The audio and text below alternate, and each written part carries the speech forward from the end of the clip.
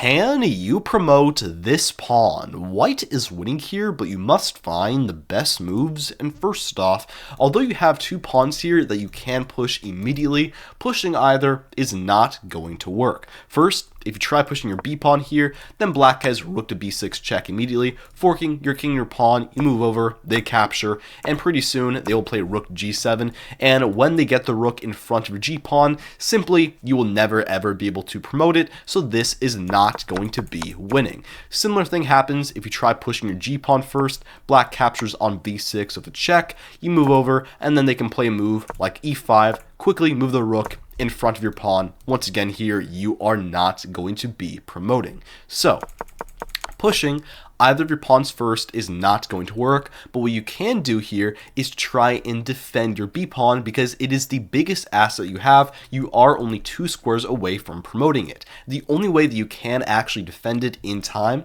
is to play rook to c1 check, black moves their king, and then rook up to c6. Now, this might not look very good because even though you do defend it, black has king d5 attacking your rook, but now you have the key move here, pawn up to b7. This now ensures promotion because you're both controlling b6 and rook up to a8. However, you still need to be very careful here. Black can capture rook in 2 ways, either if their own rook or if their king. If they take the rook, simply here promote the queen versus rook advantage is completely winning. But if they instead capture with their king, here you need to be very careful. If you make a piece like a queen, after black goes rook to b6, forking your king and your queen here, you capture and black takes, and although their king is very far from your g pawn, when you actually push and go through the entire line, you'll see they just barely catch you, you promote, they capture. This is not winning.